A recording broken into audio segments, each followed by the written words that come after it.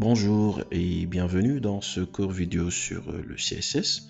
On va voir une notion qui est très importante, qui est la notion de Media Queries, d'accord?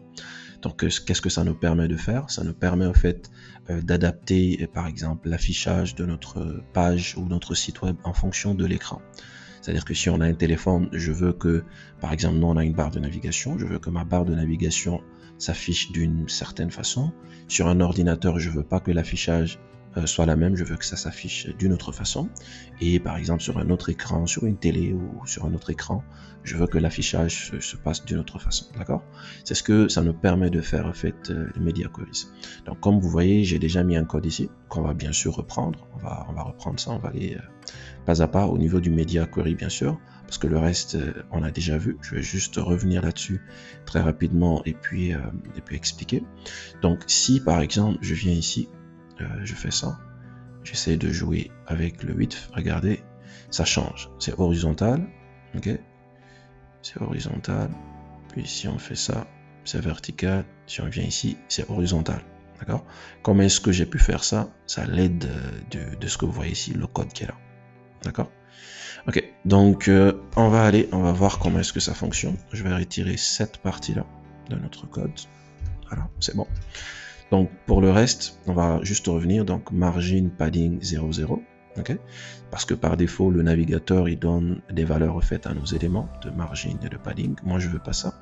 Je veux que par défaut, ça soit 00 et que par la suite, moi-même, je décide de mettre des valeurs de margin ou bien de padding, ok? Box sizing border box, c'est-à-dire que pour nos éléments, je veux pas que le width et le height changent si j'apporte par exemple certaines modifications au niveau de la marge ou bien du padding, je veux que le width et puis le height restent la même, d'accord? C'est pour cette raison on a le box sizing border box, ok?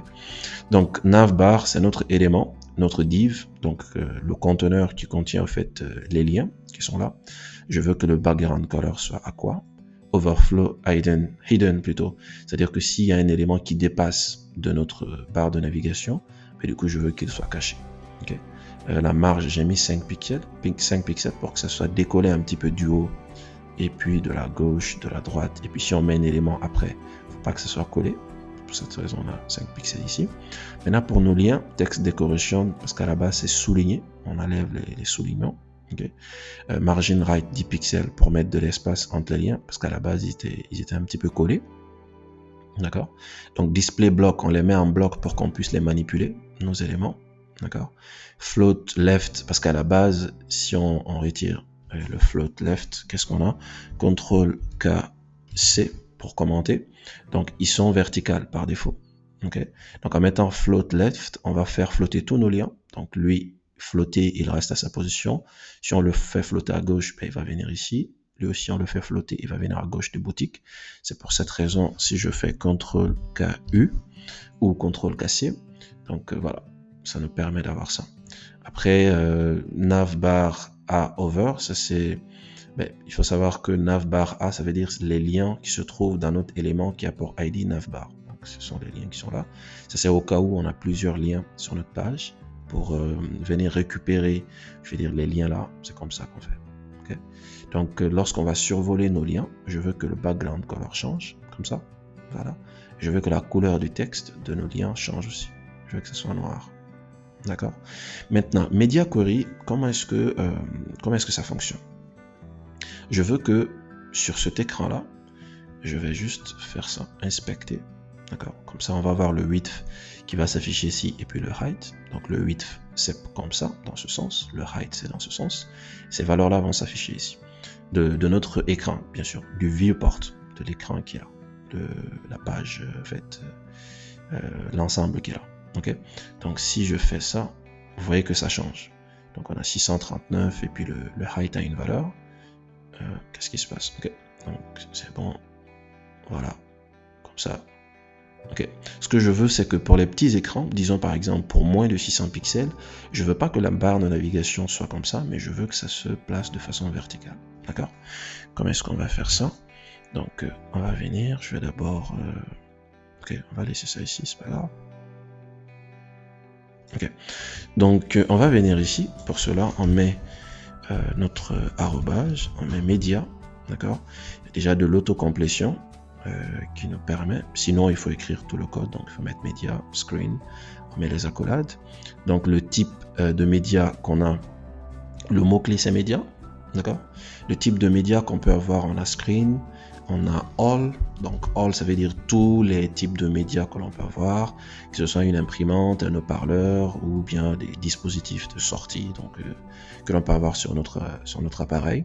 Je veux que ça fonctionne avec le code CSS que je vais mettre à l'intérieur ici. Donc on a all, on a screen, et puis la troisième valeur que l'on peut avoir c'est print. Ça c'est lorsqu'on imprime par exemple, on veut que ça s'affiche d'une certaine façon. Donc on va retirer en général c'est screen comme ici.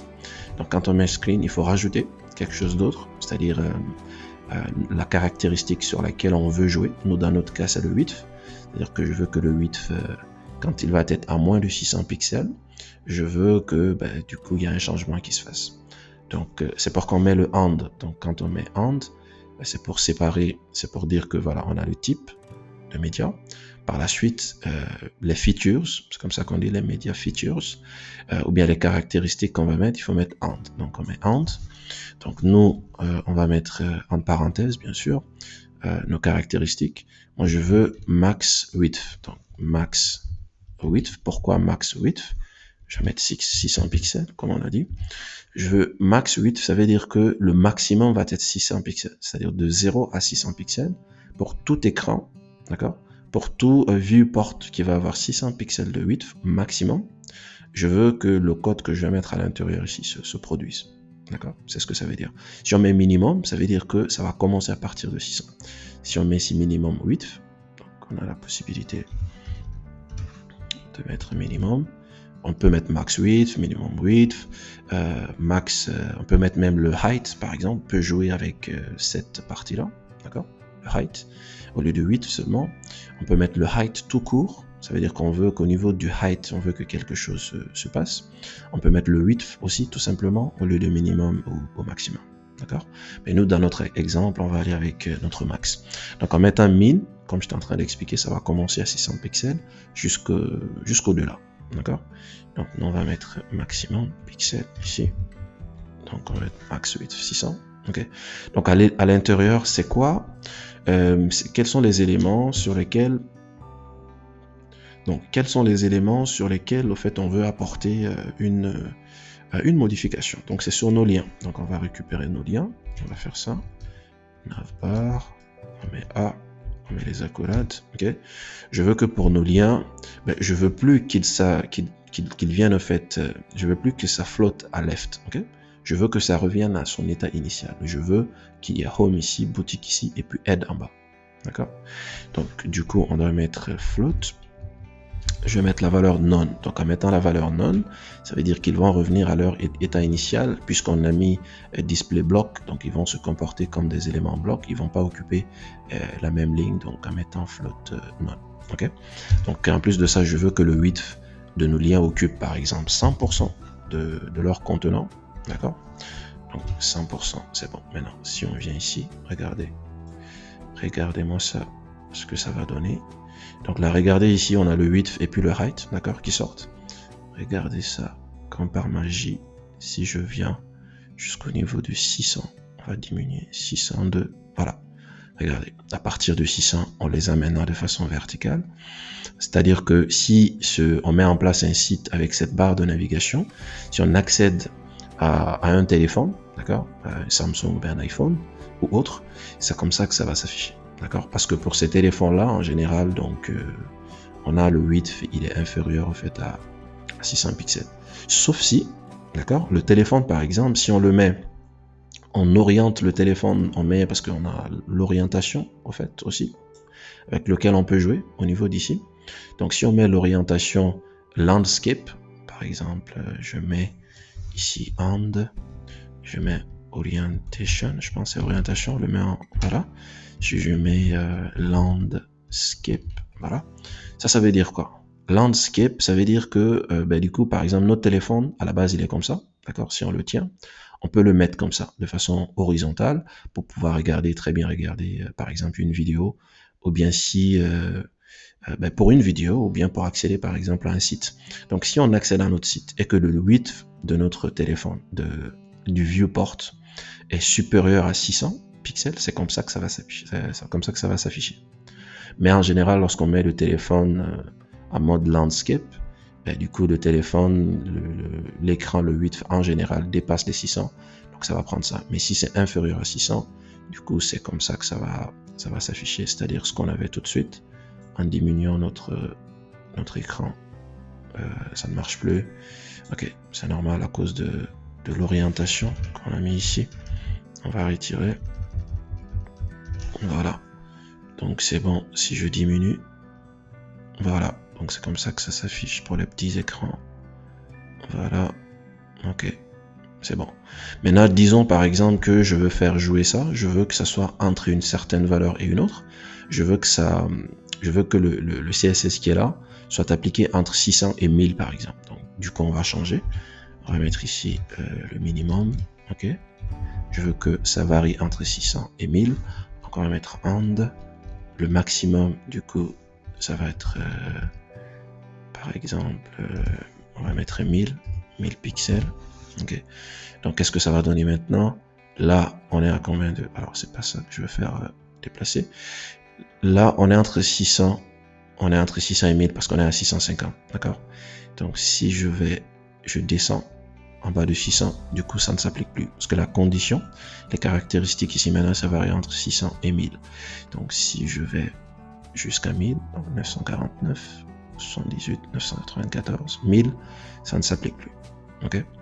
Donc voilà, c'est comme ça que ça fonctionne, c'est ça l'idée. Après, il y a vraiment pas mal de choses que l'on peut faire ici, des combinaisons, mais ça c'est l'idée, c'est comme ça que ça fonctionne. D'accord? Voilà, donc c'était tout pour cette vidéo. Ok? Donc je tenais en fait à ce qu'on voie cette partie-là avant de commencer les Flexbox. Donc le prochain cours, ça va être sur les Flexbox où on va rentrer dans les détails.